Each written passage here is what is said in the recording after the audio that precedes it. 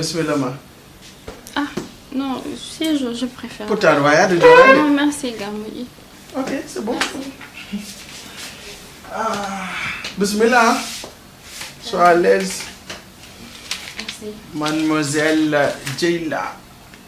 Mademoiselle Kan Djeila, c'est bien ça? Oui, exactement. Voilà. Machallah, mi hebi lire dossier. Ah oui, j'avoue que c'est intéressant. C'est bon, machallah. Comme ça, mademoiselle veut devenir directrice marketing et d'entreprise. Exactement. Très ambitieuse. C'est gentil. Machallah.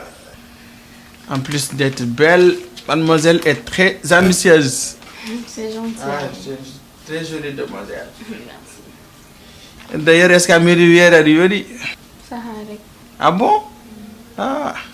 Entouragement mondial, hein? Ils sont trop méchants. Machallah, tu es trop belle. C'est gentil. Mais je t'en prie, Arjoro. Non, merci. Attends, non. Hein? Merci. Ok.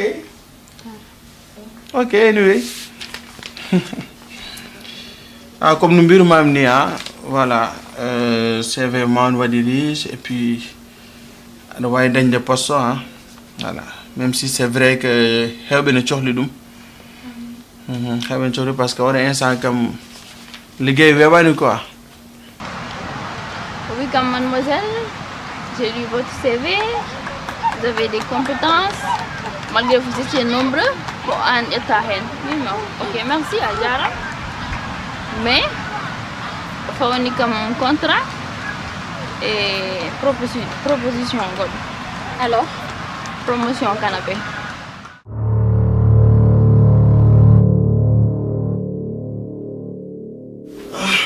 La belle Djeila. Machallah. Quelqu'un a hebani. Comme moi. Père m'a dit contrat. Nous devons 5 petites minutes à venir manger.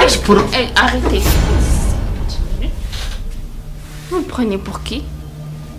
Wow. Vous pensez que je suis ces putes-là qui viennent vous satisfaire vos désirs à chaque fois que vous en avez envie? À ton avis? À mon avis de quoi? Hey. Allez vous faire foutre avec votre contrat. Hein? Que ce soit la dernière fois,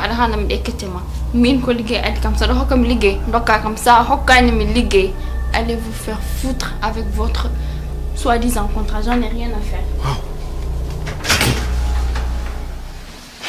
Et alors, qu'est-ce que tu as fait? Promotion canapé.